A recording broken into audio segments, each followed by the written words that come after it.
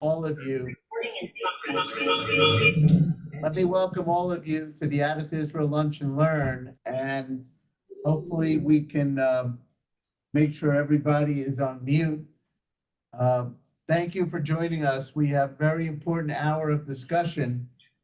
Just a couple of preliminaries. You're looking at a group here in Center City where I'm talking. You're looking at a group at the Addith Israel Synagogue where we're going to hear from Rabbi Andy shortly. And we have folks on Zoom from literally all over the world. So thank you for joining us. What we're going to do first is hear from our special guest in Israel, Ronit, and we'll talk more about that in a minute. After that, we're going to have our learning discussion, which we do all the time. And Rabbi Andy is going to lead that on a very important issue. There's a handout that he will share the screen on, or you might have it in front of you on the ethical obligations of war. So thank you, Rabbi Andy, for that. I want to mention that for the lawyers on the phone, you have an opportunity today to get an hour of ethics CLE. And in order to do that, if you're at the synagogue or if you're with me, you have to sign the, you have to fill out the sign-in sheet, number one. Number two, fill out the one of each, the blue form and yellow form. Hopefully they're available at the synagogue. You can call the course Addith Israel Lunch and Learn, the ethical obligations of war. It's a $30 cost. And we will submit those forms right after this is over, and you should get the CLE. Lastly, if you'd like to be on the Lunch and Learn email list and you're not now, just flip me an email. It's leonard.bernstein@hklaw.com, and I will get you on the list. Let's get started. We last month learned so much by making sure we were connected with leaders and friends in Israel who are telling us what's going on, getting us beyond the headlines, beyond the papers, beyond the CNNs, etc. And we're lucky enough this month to have with us a very kind and impressive person who is working hard every day to improve the lives of Israelis that have been displaced and others. Yonit Raviv, who hopefully you can see on the Zoom, runs the Orenstein Project, which is a philanthropic organization in Israel. And if you can all stay on mute, that would be great. And she now has turned her attention to the problems of families in Israel. We've asked Yonit to talk with us for 10 minutes, tell us what she's doing. In the chat, you should see a link to her organization. If you can't see it, email me and I'll get it to you afterwards. We'll take maybe a couple of questions for Yonit, and then we'll turn to Rabbi Andy. So Yonit, welcome. You have the floor. Go for it. Thank you. So first, thanks to Rabbi Eric Yanov and Andrew Markovich and Len Bernstein for inviting me to speak in front of you today. My two dear first cousins live in the United States, one in Philadelphia and one in New York, so I feel connected. Matan Silberstein, my cousin's son, was very much involved in your synagogue in his youth. And a short background, my husband and I are lawyers. I practiced law for many years and specialized in communication law. Before that, we were both officers in the IDF. After university in Israel, my husband studied in Columbia University, and being the first in the dean list, he was offered to work in known firms in the United States, but we knew, as tempting as it was, that our place was here in Israel, and we moved back. I just would like to tell you shortly about the foundation of Orenstein Project, which I have managed for the last 6 years, and also how the war started by the Hamas on October 7th, which happened to be also my birthday, has dramatically influenced our focus. A very close friend of my father and my uncle from the same hometown, Henry Orenstein, and his wife Susie, asked me 7 years ago to oversee their very generous donation to Israel so that the money they wish to donate will reach people in need, especially Holocaust survivors and youth at risk. After a short research, we realized that newcomers from different Israel that arrived to Israel last years have a very big gap in culture, and their welfare was neglected dramatically for the last 20, 30 years. There are huge gaps in areas such as language, education, health, and sufficient food. So, so we believe that education is the key to reduction of social economic gaps, and if we'll eliminate the gap, that will enable the children to integrate into Israel society. So we became the first and the main sponsor of a huge program and a very modern program for youth at risk in chain of schools called Branko Weiss, who has 18 schools for special education. We also partnered to, and are donators, of course, of 4 pre-military schools. It's schools for young children before the army, who has criminal files. Most of them have criminal files, and if not for this school, they will not be able to be recruited to the army or to go to university. So if they graduate this pre-military school, it can change their future. Also, where we initiated a program for children who are mainly newcomers or from a very low socioeconomic background that can't finance private lesson, so it's an after-school program, and of course the Holocaust survivors that are still with us. But on October 7th, our world turned upside down, or to be more precise, it collapsed. The tragedy of Yom Kippur pales in comparison to the 7th October this year. We woke up to the sound of the siren, which we believed was a technical error, and after half an hour, we received videos from young people or families crying for help and showing us in real time terrorists shooting, hitting, kidnapping, raping, and killing, with no many forces around to stop it, and without our ability to do anything, without being able to do anything about it. It was a bad movie, and we're still in a bad movie till this day. We were anguished, furious, angry, embarrassed, ashamed, frustrated, and shocked. All these emotions of feeling struck us. After that horrible day, most people could not function. The shock was so big, the horror that we evidenced in real time, the screaming we heard at real time, it stuck in one's head. Doesn't let you sleep or eat or breathe. The government was paralyzed and its response was delayed. On top of that, we had an attack over our heads, sirens, missiles, etc. As you know, as the Israeli, everyone knows everyone, or everyone knows everyone who knows someone who was murdered, who was kidnapped, a soldier fighting in Gaza, a soldier that got killed. So we are all mourning. We are very tense, and we are mainly deeply sad. We are still in the middle of the war and no clear end. The Health Department announced that they're assuming that at least 500,000 Israelis are going to be post-traumatic. Don't forget that we already have many, many post-traumatic people among our citizens, mainly soldiers.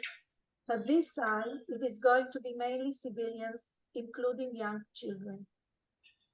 One more issue that we have to remember is that more than 200 refugees are refugees in Israel. People had to flee their homes and communities. It's not only the south, but also the north, to leave their homes due to the Hezbollah launching attack from Lebanon. Some of the people who moved from the south have no home to go back to. Can you imagine the impact of this situation on families children that were disconnected from communities, schools, friends, people that most of them faced horrible things. In another level, can you imagine the impact of the whole situation on economy? Employers and employee are in combat, restaurant, theater, etc. The South, the agriculture in the South is suffering. People from the South can hardly work. So when government is failing to do the work, we the citizen had to start acting immediately so that the nation will not collapse. The army, so I will, and here are the short things and ways that our foundation has helped Israelis in need since October 7th. The army was not prepared to recruiting 300,000 reserves overnight. The soldiers needed equipment. They needed food, toiletry, coats, basic t-shirts and underwears, basic stuff. We supplied it all. They also lacked military equipment, but there are some organizations that specialize in this equipment. And thanks to the US and President Biden for supporting us and supplying the military equipment so quickly. Then we helped the survivors from the kibbutzim next to the Gaza who were evacuated to different hotels in kibbutzim, who left their homes with only their clothes they were wearing. We supplied them with basic clothes, new shoes, baby clothes, toiletry, towels, bedding, and thousands of memorial candles. We also supplied whatever was needed to the people from the towns Sderot and Ofakim in the south.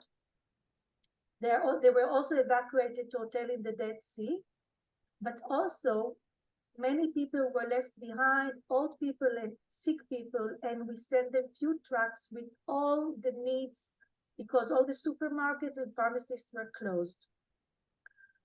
We help and we will continue to help the families of the abducted. They stay together in the square near Tel Aviv Museum. We supply them with cooked meals every night. We try to fulfill their request to make it easier for them to struggle to free their loved ones. We are partnered to several houses of lone soldiers. These are combat soldiers, men and women, who have no families in Israel but came to enlist to the IDF, or soldiers who were abandoned by their families. We try to give them a warm, welcoming, and equipped home with almost all facilities that our children received when they went to the army. Unfortunately, one of the soldiers, a newcomer from France, got killed in Gaza. This day, we face a new phase. We must plan how to deal with a new task while we continue doing our work with elderly and youth at risk, the mission that we are supposed to fulfill along the year. The support of the family, we are planning to start, we started already, but we're planning to continue to support the family of the wounded soldiers who are hospitalized, who have economic needs. The families can't work, they stay at the hospital. Some of them have small children, parents, grandparents at home, and most of them need some help. To keep supporting the families of the abducted, to support the lone soldiers who are now in combat, but the support will enable them to take care of their mental needs on top of the physical needs. To try and help the thousands of young people who participated in the party near the border on October 7th and were lucky enough to survive. They witnessed horrible things. Some of them are hospitalized in mental health hospitals, and many of them are troubled and lost. It sounds bleak and in a huge scale, but I have to say we are not the only one to do those things. The spirit of our nation is unbelievable. The joint effort of several organizations prevented collapse after the shock of the 7th of October. The ways Israelis come together to unite are remarkable, I have to say, especially after the political split we had. All those people who find ways to donate time, services, food, emotional support is breathtaking in a positive way. I have to say that one of the most comforting things for me is to know that you, my American brothers, care. The phone calls from my family and friends abroad cheered me up in the darkness moment, and so is this meeting, listening and understanding our feeling and worries. Please raise your voice, speak out loud, demonstrate, and be our voice. Be proud of who we are. Thank you so much for being here with me in this meeting. Thank you. Ronit, thank you for such an inspiring message. We have time for maybe a couple of questions. Why don't we start first over at Adith? If anybody in the room wants to ask a question, go ahead.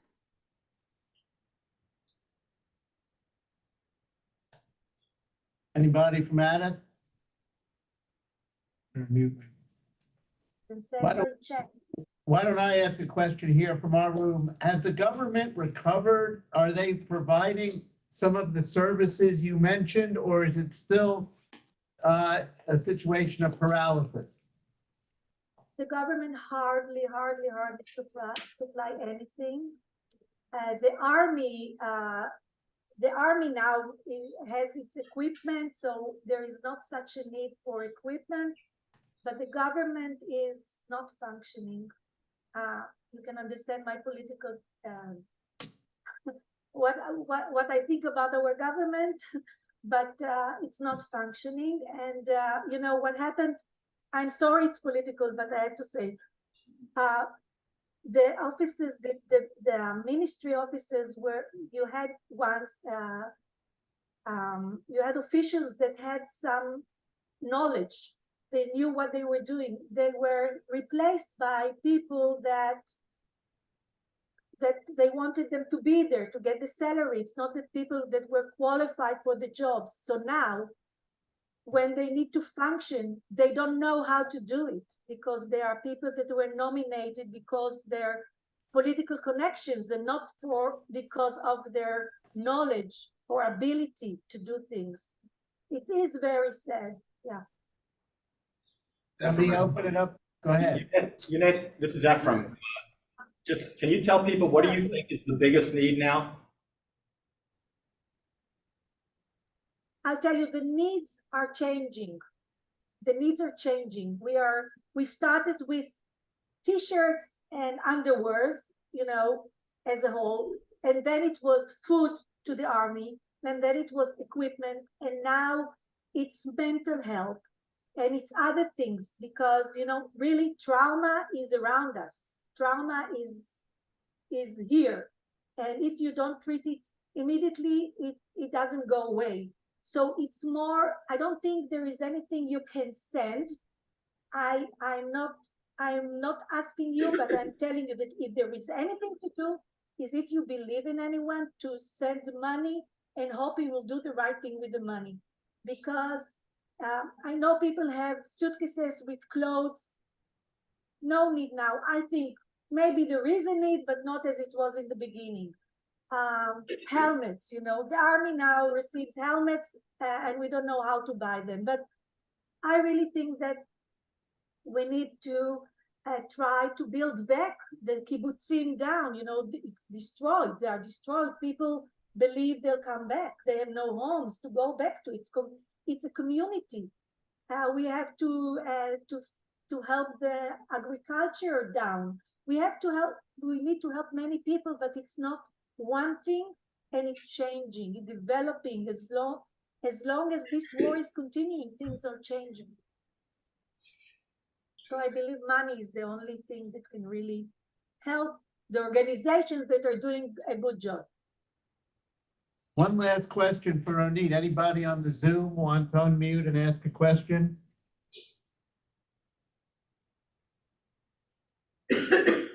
Ronit, we want to thank you for joining us. Your work is so miraculous, and let's say thank you. Thank you. Thank you. Ronit, keep doing your good work, and thank you for being with us. Go have a good evening and get some sleep. Thank you. Good night. Rabbi Andy, you have the floor. Hello, everybody. Can everybody hear me? Amazing. So I figured it would be appropriate for us to delve into today the ethics of war. So much of the conversation and the discourse here and around, we hear in the media right now, A lot of terms are being bandied about as to genocide or apartheid and war and proportionality. I don't claim to understand any of them or their legalities. I claim to understand the Jewish approach to war, and specifically how Judaism, Rabbinic Judaism, and Judaism starting in the time of the Torah has understood threat and war and response. So we're going to do an in-depth dive in the next 40 minutes, with your permission, to look at Judaism's understanding of war. Specifically, spending a lot of time on the rabbinic understanding, but we're going to start with the biblical understanding. So let me pull up the source sheet so everybody can see it. I can't see everybody on the Zoom. So if you have a question or something, just unmute yourself. Also, the people in the conference room are itty bitty on the screen. So I can't see all of you, and I'm going to be looking at this sheet. There's a lot of places that my energy is going to be directed because of the hybrid teaching. So please, if you have a question, if you have a comment, if you want to interrupt me, do so. I will surely interrupt you. So we're going to start with the Bible. Who would like to read our first source? It's on the first page for those who have a source sheet in front of you, right at the top or right here on the screen. Michelle, read it loud and proud for us. If the thief is seized while tunneling and he is beaten to death, there is no blood guilt in his case. Okay, so a couple things about Jewish law, generally speaking. Jewish law, especially biblical law, is all case law. Okay, there's very few instances, the Ten Commandments being one of them, where you have very clear laws like don't murder. Most of it is if the X happens, then you should do Y, right? You have a question? Oh, I thought, so this is a case in which what's happening? Somebody's escaping. Somebody is tunneling into your house or out of your house. Okay. Because they are trying to do some sort of harm, whether it be financial or physical. And if while they're tunneling, you catch wind of it and you hurt them, then they die, you are not liable for the death. Okay, which is to say, we have similar laws in America today, right? If someone is breaking into your house and you shoot and kill them, it's self-defense, right? So there's this notion of self-defense here that happens, and that is codified in the Mishnah, which we see right below it. A burglar is found breaking into a house may be killed by the owner of the house with impunity. So I think just starting off from a place of self-defense and talking about what Israel is doing, what Israel isn't doing, what maybe should have happened on October 7th, it's very clear that on October 7th itself, and in the immediate aftermath, according to Jewish law, according to the Bible, Israel had every right to hunt down and to take out every single terrorist that made its way into the land itself. Okay?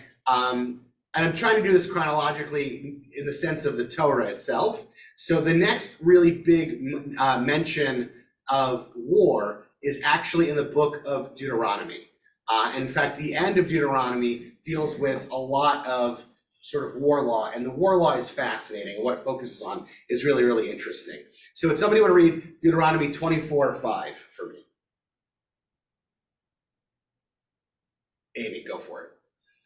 When a man has taken a bride, he shall not go out with the army or be assigned to it for any purpose.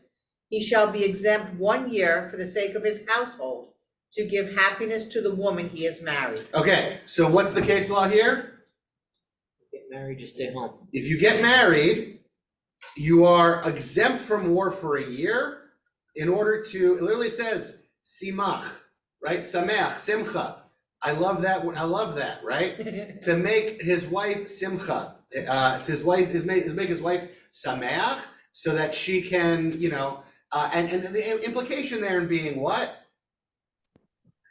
Have a child, yes, yes. Don't, all you dirty people, don't think about the process of child making so that she can have a child, so that actually he can have an heir to inherit, God forbid, a million times over.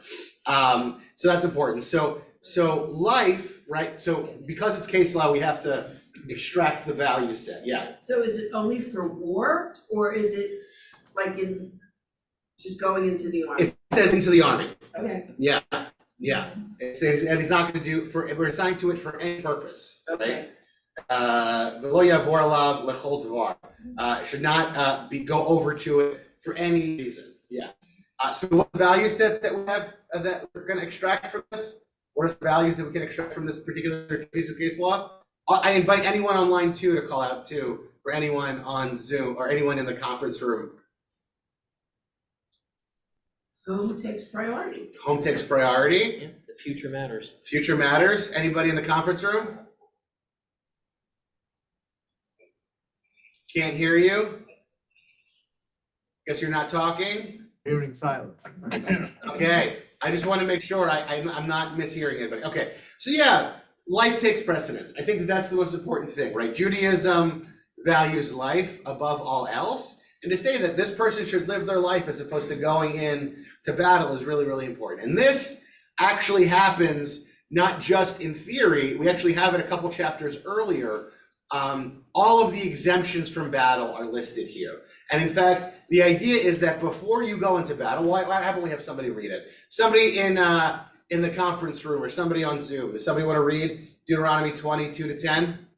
I'm a volunteer. Go ahead. Okay, read loud and proud so everybody in the internet can hear you. Before you join battle, the priest shall come forward and address the troops. He shall say to them, "Hear, O Israel, you are about to join battle with your enemy. Let not your courage falter. Do not be in fear or in panic or in dread of them. For it is your God who marches with you to do battle for you against your enemy, to bring you victory." Okay, so what is this? This is the pump up speech prior. We've all seen Braveheart, right? Right, I know we shouldn't mention Mel Gibson, but we've all seen Braveheart. We've all seen him running up and down the lines, screaming, yelling, painting on his face. That's what this is, the Jewish version of that, okay? Okay, then the officials, so we're talking about the military officials, address everybody, and what do they say? Is there anyone who has built a new house but has not dedicated it? Let him go back to his home, lest he die in battle and another dedicate it. Has someone forgotten to put up, to do, Put up the mezuzah? They forgot to put up the mezuzahs, they forgot to live in their house, is this, right, is this a moment where you really should be home, okay? Keep going. Is there anyone who has planted a vineyard but has never harvested it? Let him go back to his home, lest he die in battle and another harvest it. If you have work to do, you should go back. Well, if it's the first time. If it's the first time, you're correct. Is there anyone who has paid the bride price for a wife, thereby making his wife legally, even though he has not yet moved in, she has not yet moved into his household, but who has not yet taken her into his household? Let him go back to his home, lest he die in battle and another take her into his household as his wife. I mean, I can't help but hear this and think about the images that we've seen recently of people getting married on, on base, right? And all of the weddings that have gone on. But they're saying, like, if that's the case, then you should go home. But there's a reason why they didn't go home. And I think that we're going to see that in a second. The officials shall go on addressing the troops and say, Is there anyone afraid and disheartened?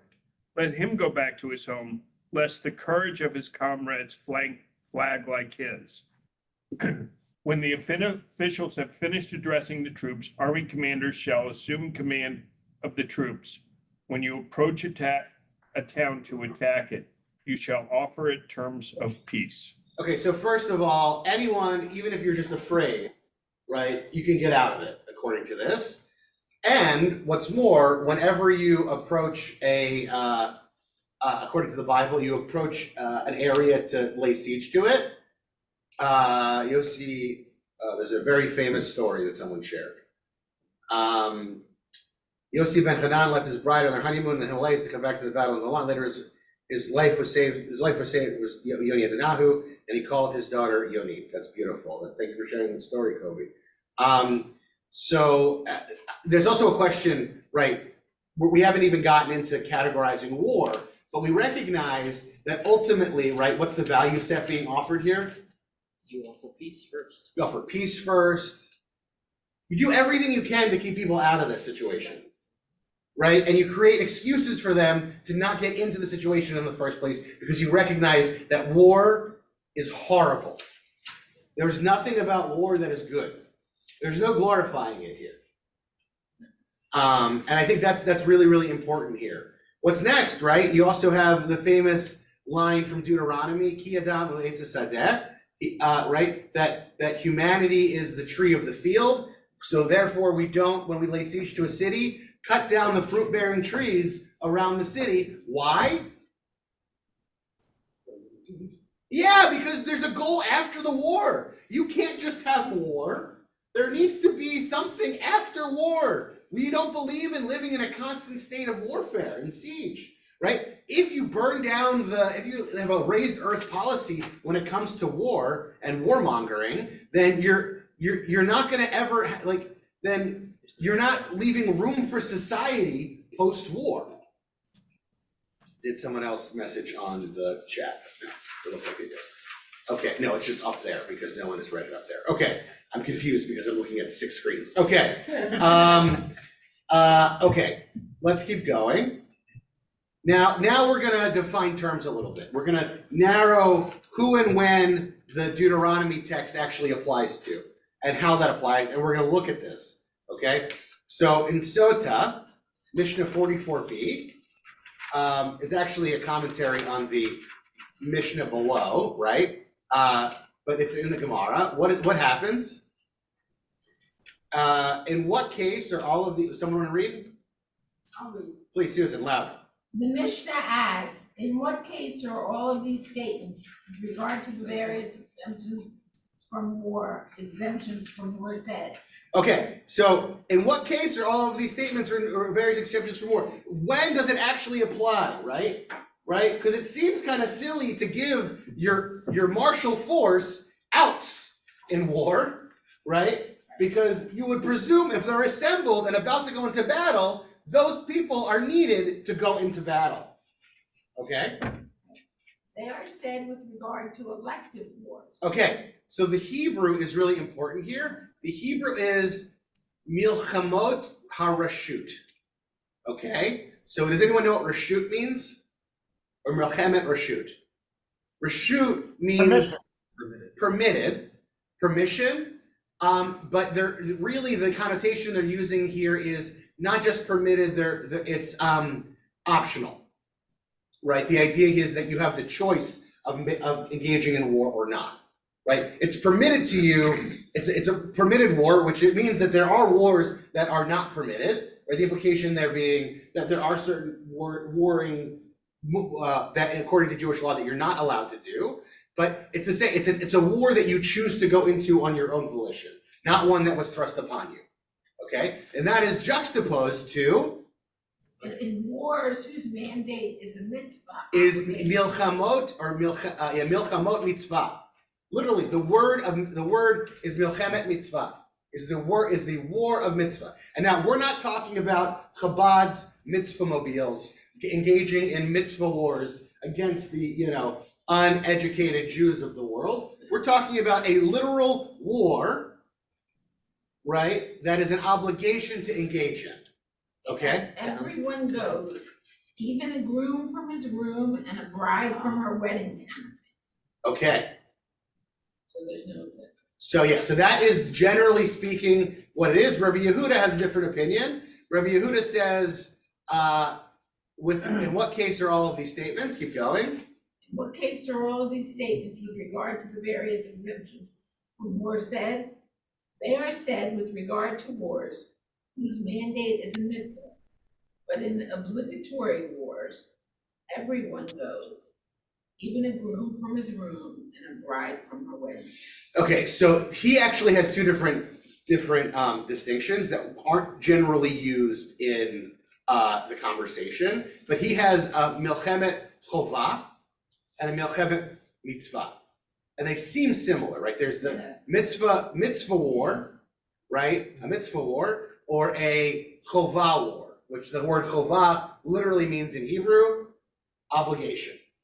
Okay, like you have a chiyuv to do something. If anyone knows that language, it's the same word. So it's unclear what Rabbi Yehuda, what distinction what Rabbi Yehuda is actually saying here, and his two distinctions aren't used in the rest of rabbinic literature because he's the minority opinion. How do you know he's the minority opinion? Because he's quoted by name, which is to say everyone else agreed, but Rabbi Yehuda had to be that guy.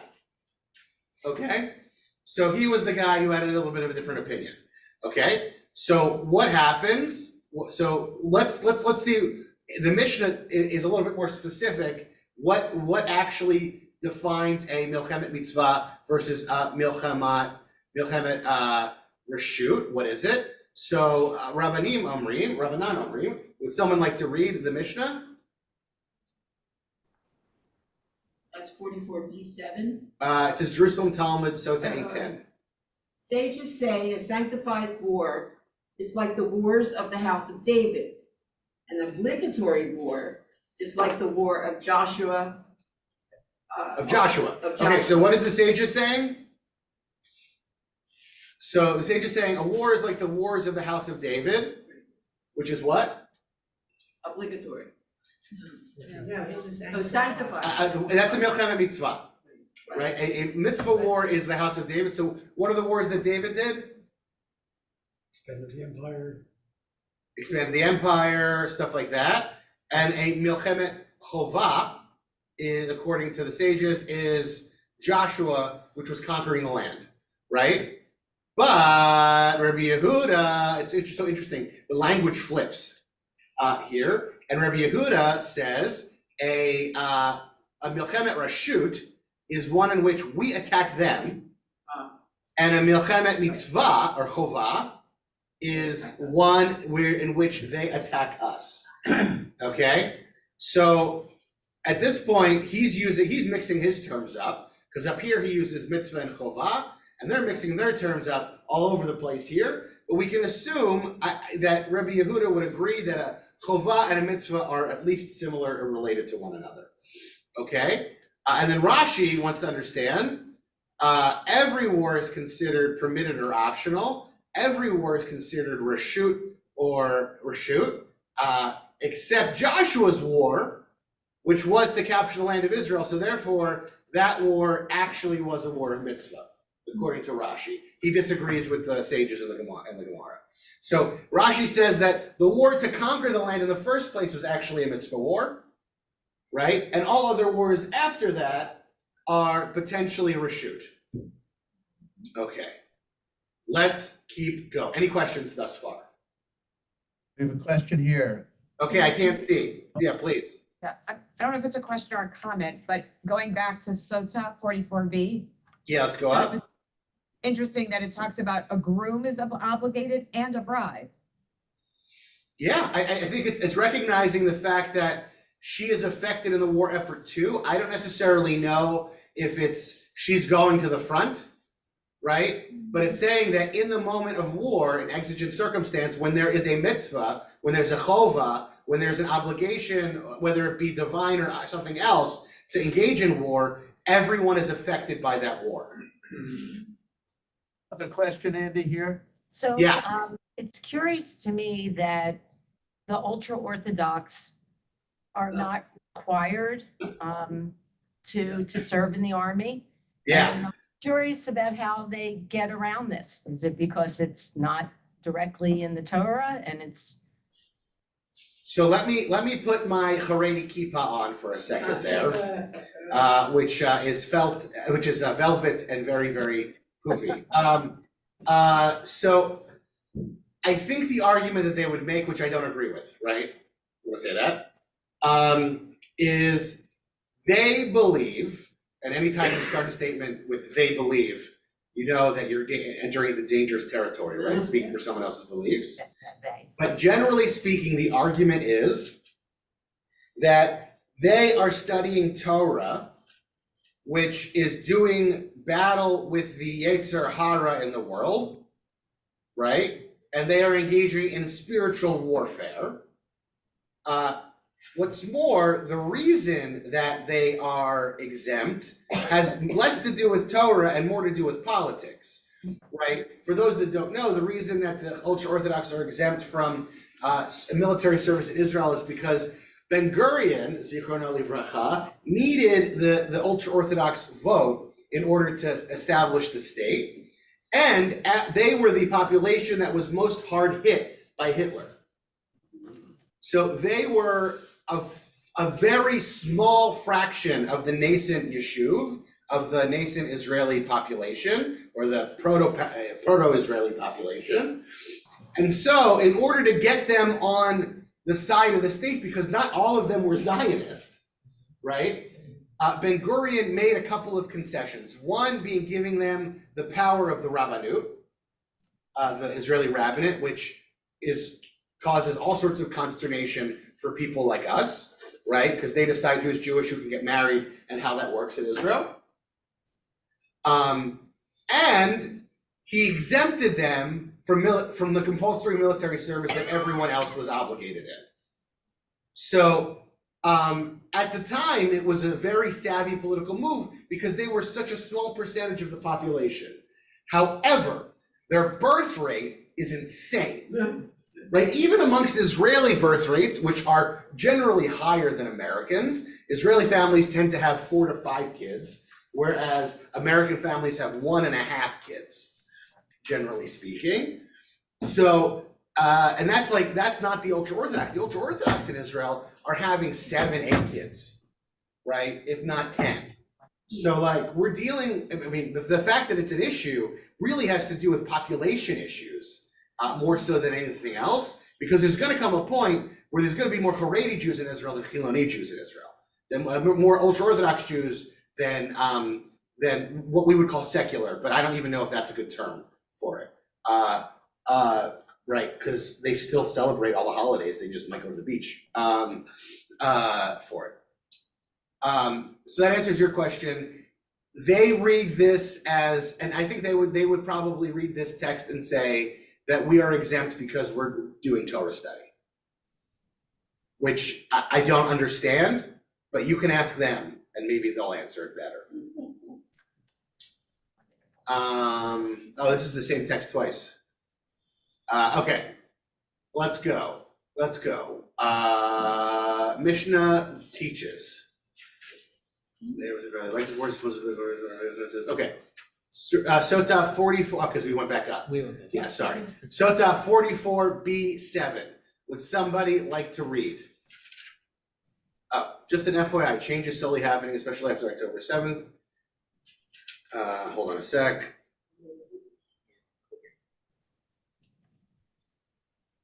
Yeah, this was a Milchama Mitzvah. So that's true. I'm not sure if that's going to change writ large, though, right? I think a lot of things are momentarily changed in Israel.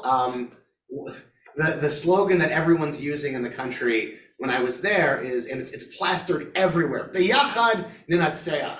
Together we will win. Together we will overcome, which is beautiful. And, you know, the conversation that's being had off the streets between certain segments of society that were so polarized prior to the war are also saying, Beyachad ad ninatzeach. We are together until. What was the comment? I couldn't see from here. The comment was that over 3,000 Haredi Jews have volunteered for the army. I have to say, they're not volunteering for combat units, right? That should be clear. There's lots of jobs in the army. There's a whole Israeli rabbinate that was actually in charge of the identification and sorting of all the human remains that were found after October 7th.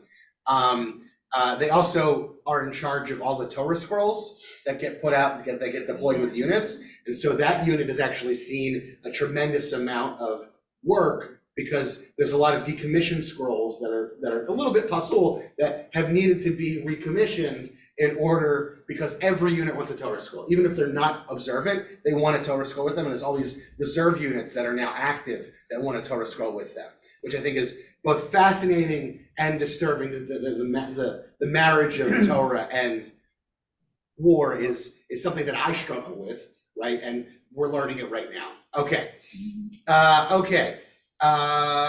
Sota 44b. Would somebody online like to read? I'll read it if nobody else. Hey, Josh, please. The Mishnah teaches, in what case are these statements said? They are said with regard to elective wars, as opposed to obligatory wars or wars whose mandate is a mitzvah. Rabbi Yochanan says concerning the various categories of war, the elective war referenced by the rabbis is the same as a war whose mandate is a mitzvah referenced by Rabbi Yehuda. And the war that is a mitzvah mentioned by the rabbis is the same as the obligatory war mentioned by Rabbi Yehuda. Therefore, Yeah, Go keep ahead. going, keep going. Therefore, Rabbi Yehuda is merely stating that the wars which the rabbis call elective are to be seen as mandated by a mitzvah.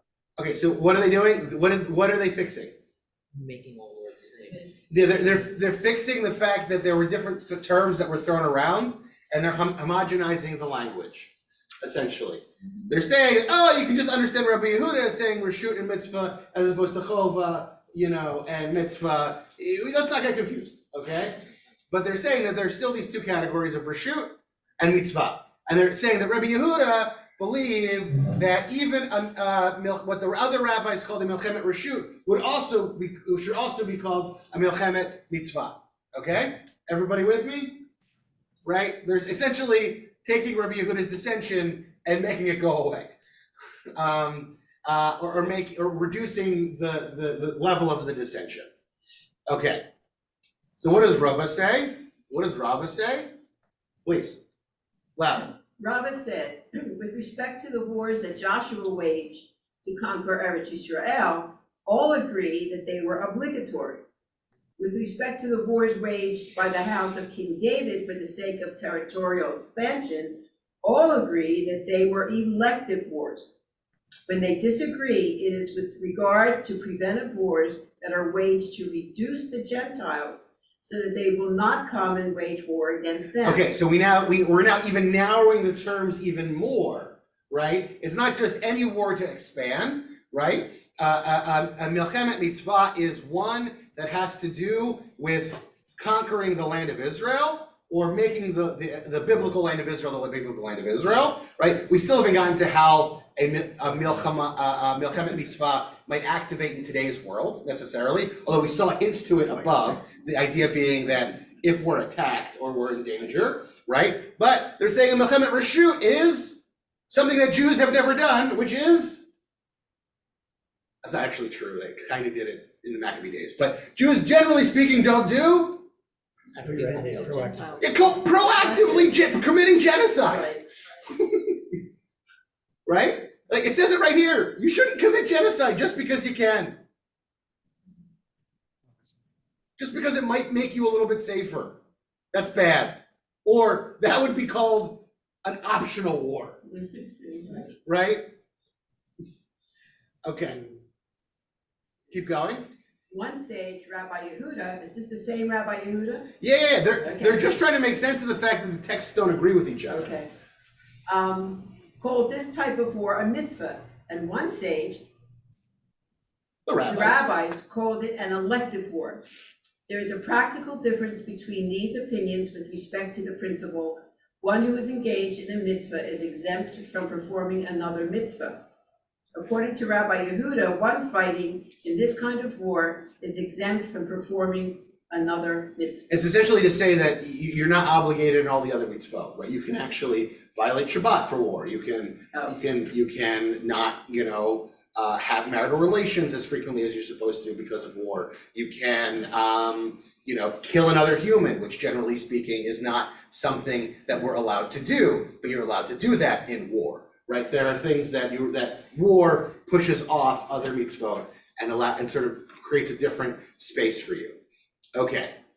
Any other questions about this? So we have these two categories. It's a little muddled as to what means a milchamat. Ooh, my mouth is just not working this today. A milchemet mitzvah and a milchemet reshut. You have these two different categories that are interplaying with one another, and the rabbis continue to play with it a little bit. Rav Yehuda says the name of Rav. Okay, so this is the same Rav Yehuda. Who wants to read in Eruvin?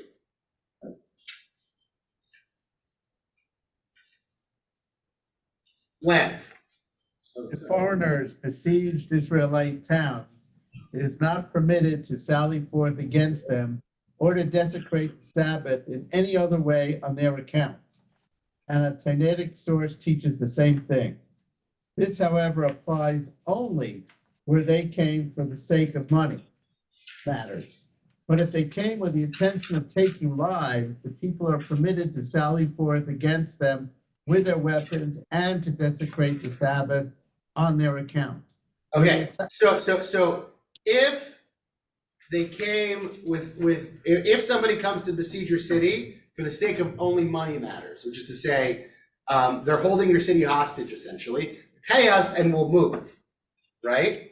You are not allowed to violate Shabbat in order to do that, in order to go out and fight them. However, if they're there also to kill you, then you are allowed to go out and violate Shabbat, okay? Keep going.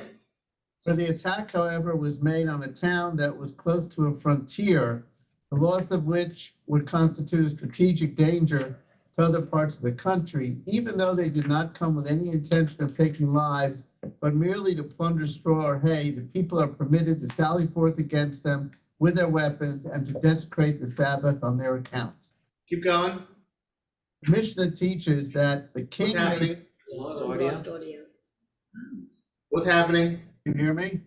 I can hear you now. Someone from our tech company went into the computer and looked like they were trying to do tech work on it, and now they're gone. We missed all the second half. Can you go back to where the attack, however? For the attack, however, was made on a town that was close to a frontier, the loss of which would constitute a strategic danger to other parts of the country, even though they did not come with any intention of taking lives, but merely to plunder straw or hay, the people are permitted to sally forth against them with their weapons and to desecrate the Sabbath on their account. So that's interesting. What's the value set that's being valued here? That you can extract from this? Lives. Not just if they're going to kill you. So the first one is if they're going to kill you, absolutely can attack first, right? Protecting your 6 Day home. War, right? Classic 6 Day War. You can attack first. Not only can you attack first, you can attack first in Shabbos. Great. Second piece is they're not going to attack you. They're just going to wait it out so that you pay for them to go away. But the location of that settlement matters strategically, right? So there is room in Jewish law, although the rabbis were by no means military geniuses. If you think that they were, you should read Jewish history and specifically rabbinic history, right? The rabbis were not very good at starting or finishing wars, okay? They failed all the time they tried to do it, okay? They weren't good at it. It wasn't their thing. Somebody is in the chat.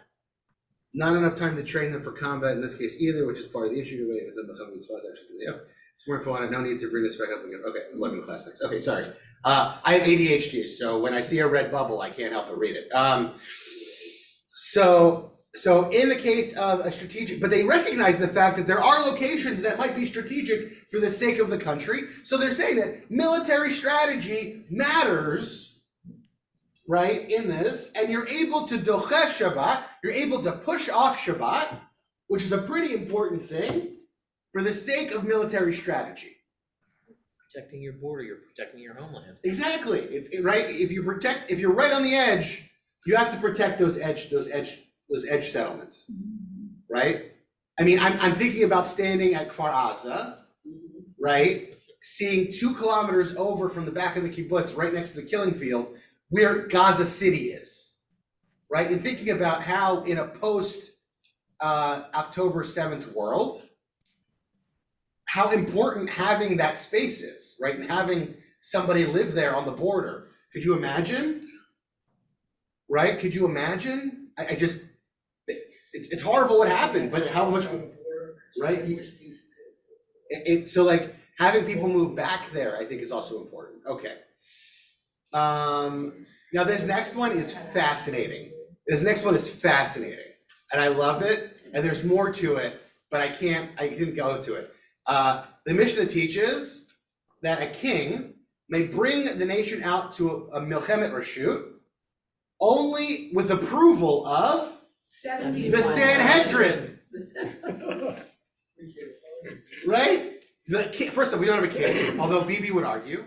Sorry, my politics are showing. Right? But we don't have a king. But the only way a king can do a milchama that's not a milchemet mitzvah, not an obligatory, not a spiritually imperative war, is with approval from the rabbis, which is crazy. But the rabbis are doing this. Why? What's the value saying here? They're getting power. What? Sorry, what are you saying? They're getting power. Not only are they getting power, but like the rabbis also admit the fact that they don't know anything about, right? This is Babylonian era, right? These are rabbis reflecting on the fact that rabbis should not be engaging in war. Essentially saying that, you know what? War is not our thing. Especially a war that we just want to do because we want to do it.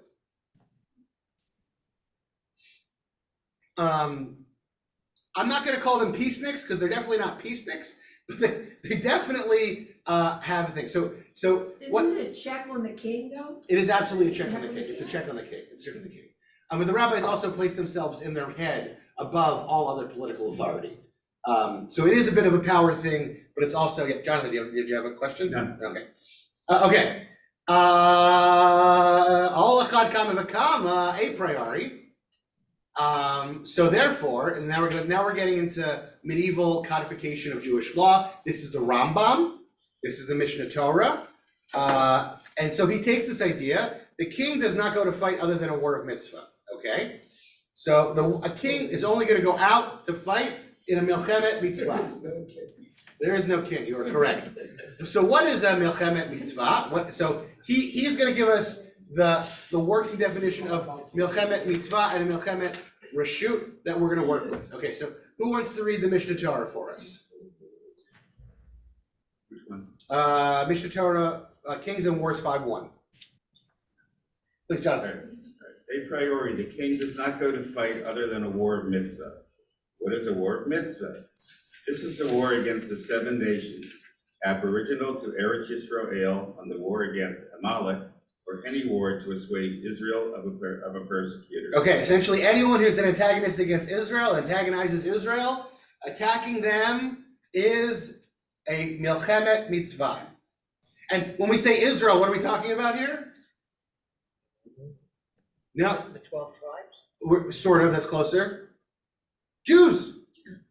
Anytime someone's attacking Jews, we are allowed to attack them, according to Jewish law. Okay, the word Israel in rabbinic literature is the euphemism for Jew. Okay? Which is why Medinat Yisrael is such a powerful name for it, because it is the state of the Jews. Am Yisrael, right? The nation of the Jews. Okay. Keep reading, please. After this, he may fight discretionary wars, which are those wars he conducts against the other nations in order to enlarge the borders of Israel. Okay, keep reading. You're doing such a good job. A king does not need to obtain, a king, it's capitalized now, king, not the others weren't. Yes, because clearly I did all the translating myself, yeah. A king does not need to obtain information from the court to engage in a war of mitzvah, but he may at any time on his own compel the people to go out to war. However, he requires the authorization of the court of 71 to take the people with him to go out and fight discretionary war.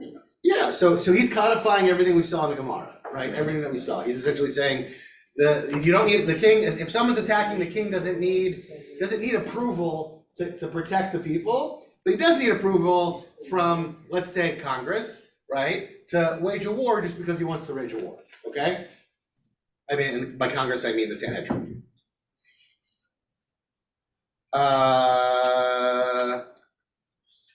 That is correct, Kobe. That generally speaking, people wouldn't fight on Shabbat prior to the rabbis. And the Maccabees did fight on Shabbat. But I don't also wouldn't hold up the Maccabees as any sort of paragon of anything. Yeah. They were horrible people. Even though, They fought on Shabbat during the Gaza war too. yeah, the Maccabees? No. We fought on the. Yeah, we're fighting on Shabbat too, right? Yeah. Right? Shabbat is dochet, and it's clear that the rabbis believe that if it's a milchemet mitzvah, that Shabbat is dochet, that you are allowed to fight on Shabbat. It's a pikuach nefesh issue. They're not gonna stop fighting us. Right. They're not gonna, we've seen, they haven't stopped throwing rockets this whole time, right? Yeah. It's not gonna stop. Okay. However, and I think this is an important piece, and we're close to the end, so I wanna push through the end if everyone has a couple more minutes, if that's okay. Mishnah Torah, Kings and Wars 6:1. Would somebody in the conference room like to read? War, neither a milchemet hareshet or a milchemet mitzvah, should not be waged against anyone until they are offered the opportunity of peace, as Deuteronomy 20:10 states. When you approach a city to wage war against it, you should propose a peaceful settlement. If the enemy accepts the offer of peace and commits itself to the fulfillment of the 7 mitzvot that were commanded to Noah's descendants, none of them should be killed. Rather, they should be subjugated. Okay, I'm gonna interrupt you because we're gonna get, so what happens? So in the case of a milchemet mitzvah or milchemet reshut, what is the first thing you should do? Offer peace. Offer peace. Offer peace. Okay. And let's imagine a world in which we have an enemy that is going to accept peace. What are the conditions of peace that you're supposed to give? Become a Noahide. You have to observe the Noahide laws, which boil down to not being a meanie, right? Yeah. Essentially. Not killing people. Not being a meanie, right? Because that's what it is, just not being a meanie. And what's the second piece? Subjugation to the Jewish people, right? So, and that's from a place of safety, right? And it explains what the subjugation is. And they say you can't accept peace unless both of those things are offered, right? Both of those conditions are met by the enemy, right? That they're agreeing to us subjugating them, and they agree to not be meanies, right? Yeah. I'm a little uncomfortable with the subjugation piece, right? I'm just gonna name that as a modern lefty human, right? Like, not my thing. Don't really enjoy that. And I recognize that if we're gonna try to apply it to what's going on in Israel right now, somebody's gotta be in charge in Gaza and when this is over. And it can't be Hamas, and it probably can't be the people who just live there. Right? So what does that mean? They're gonna have to be subjugated in some form at the end of this. Right. I'm not comfortable with saying that. I don't like that. That makes me, you know, my liberalism is uncomfortable with it. But And there's something to be said, like if you've gotten to the point where you're gonna be in war with somebody and you're gonna win, there needs to be an out. Okay. And then answering this next, and then this next Proverbs piece, I felt speaks to me. Yeah. Better to be forbearing than mighty, to have self-control than to conquer a city. If we're able to get peace in any way, we should, without killing another human being. I think that is the value, and that's definitely the value that the IDF lives by. And unfortunately, we find ourselves in a situation right now where I don't know if we have a choice. Finally, I just pulled that poem from the beginning of chapter 3 of Kohelet, of Ecclesiastes. Right, and that the birds famously stole, or we stole from the birds, I'm not sure. Yeah. Right, to everything turn. It's a season. Oh, read the whole thing? Read the whole thing? Again. Just thinking about the fact that, I'm reflecting in this moment as I'm gonna admit, a 35-year-old man. I thought, I was taught, I've said this before in some of my teaching, I felt like growing up in the 90s, we were taught that history was over on some level, that we had moved past, Martin Luther King died for the sake of civil rights, for example, domestically, that America won World War II, and there was be no more war, right? And I, on some level, right, there's a naivete to that. And it's painful, I think, for many people today to acknowledge the fact that that myth is shattered, right? History isn't over, right? We're living through it, right? And I've been reminded again and again by it throughout my entire life, from 9/11 to the economic crash to this, right? Like, to Ukraine, right? There's just, it seems to be true that there is a season for everything, and we're in a season of tremendous upheaval in the world. And for better or for worse, the Jews are always the canary in the coal mine when it comes to that. And so I pray that we, our brothers and sisters in Israel, that anybody who engages in martial activities are able to understand their role as being a role of duty and not find glory in it. There's no glorification of war in this. It's really an understanding of the necessity of war as part of human existence when civilizations clash. Yeah. I think there's also a deeper ethical question here. Please. Which is, I don't think anybody thinks that the Israelis should have said, oh, sorry, Hamas, you can come and you can attack us and kill our children, and we're not going to respond. Yeah. The question, it seems to me, is how you respond.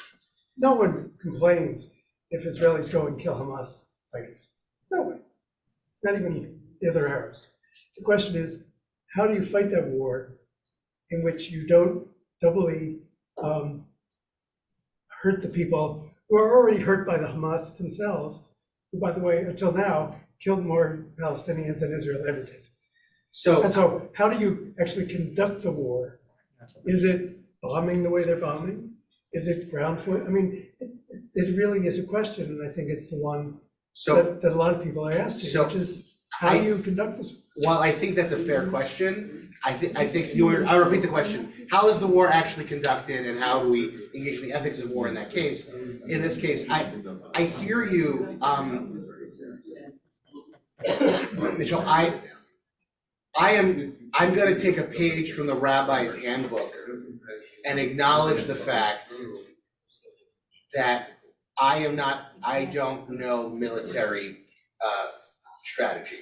Right, that is not my area of expertise. What's more, there are other people that were talking in here. That's what you heard. What's more, I'm not sure I know what else Israel could potentially do, right, in order to change that dynamic in any meaningful way. I think it's a tragedy. It's absolutely a tragedy. When they use human shields, how else could you do it? Listen, I don't know. I don't know. I'm not going to pretend to know. Right. All I can say that Jewish tradition has to say is that, in my estimation of reading the texts, is that Israel has a chiyuv. Israel has an obligation in this moment to protect itself and its citizens. And that's the Jewish, how it does that, right?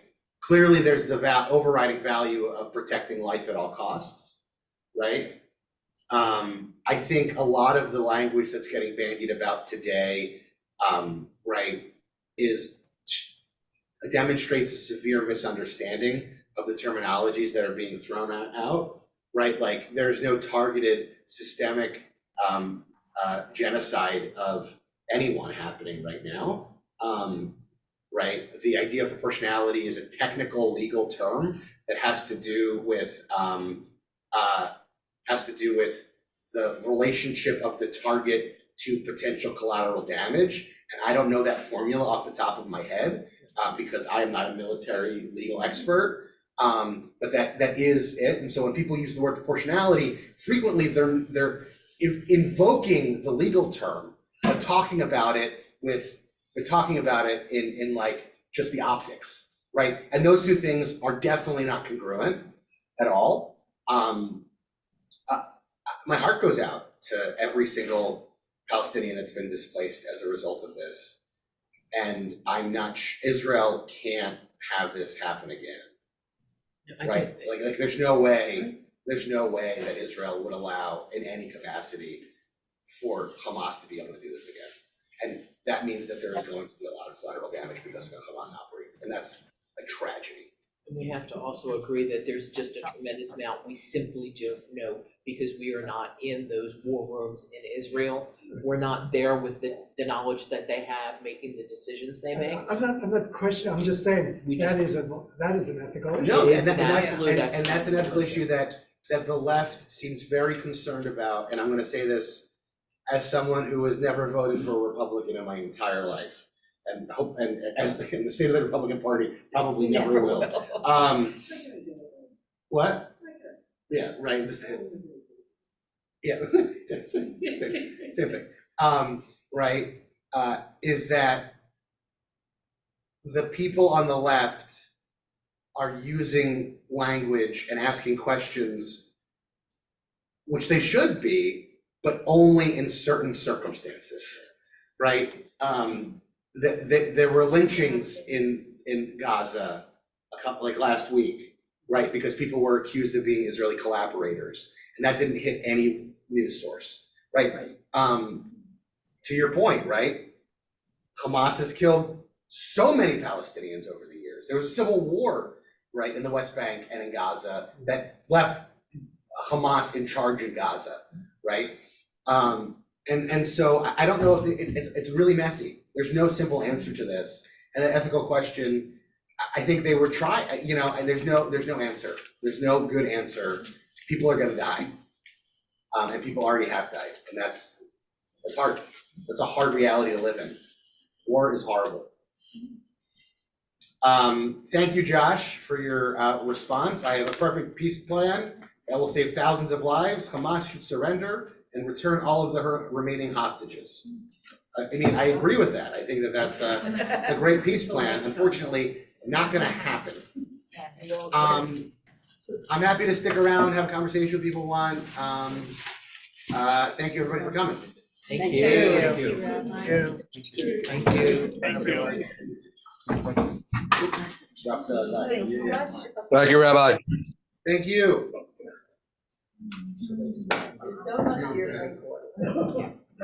Okay, I'm gonna end it. It's such a contrast to who was the person who went after the non-obligatory war there. Yeah. And there was so many of them. That was yours, that was John's. Thank God. That was so, they never said that was so bad. And that was, woo, making sure the backlash there. That really wasn't a challenge. Yes. And yet it kind of is off everybody's radar. Because of how screwed up American politics. The assumption on the left is dark skin oppressed. Yes. Let me ask you something. Yeah.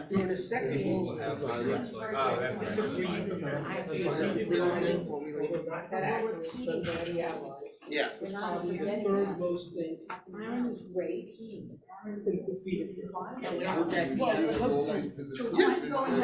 Because it kills morale.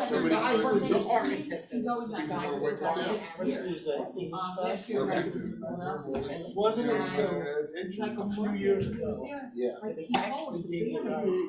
Really? All this. You come Yeah, to I would 92. imagine. But without that, the Allies would not. Yeah. But here's the thing, right, if we get into the mindset of the average millennial, right? We were taught that this was over, right? So, what I'm saying, like, I'm telling you, like, this is what we were taught, that war is over, right? That was the implicit and explicit message of all of our education. Right? Now, this happened in the past, it's not, we are past this, we are involved in, right? So I understand the people who have those traditions. I understand it, like, I don't like this. So the concept, my point was the concept of civilian pets Yeah. is on the non-military side, high in their mind, but not on the military side. People actually go to the funerals of soldiers. Sure. Yeah, please, I have to use the little rabbi scroll. Okay. I just more for saying.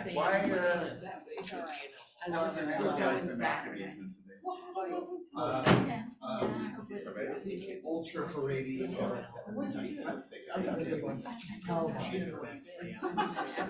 Right. They forcibly circumcised They held them down and forcibly circumcised. I know I can give you a whole lot on that. They forcibly, the reason that there were Samaritans that were kind of Jewish and weren't Jewish is they forcibly converted. They were extreme zealots. We were talking so long. Well, they saved Judaism. 22 miles. If it weren't for them, I get home, I'm in like 5 which is why miles. the book of Maccabees isn't canonized. You want one? Right, because the rabbis were deeply I uncomfortable. didn't see there were donuts. That's why the legend started with the. Exactly. No, it is, it's a towel. They were, the talents, they were the talents. I think it's a career giveaway. And if it's kindling time, you should be home.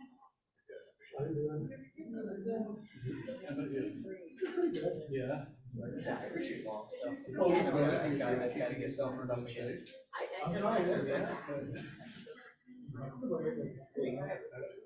hope that goes well. Yeah, I'm on the mend. On the mend. Stay and make money, baby. Yeah, go on, if I pick the road, I can't leave without my driver, because I'm not driving, so, you know, I'm not going anywhere. Michelle, you have a ride? Yeah, she's going, she's, All right. she's, somewhere. No, I know where she is, she's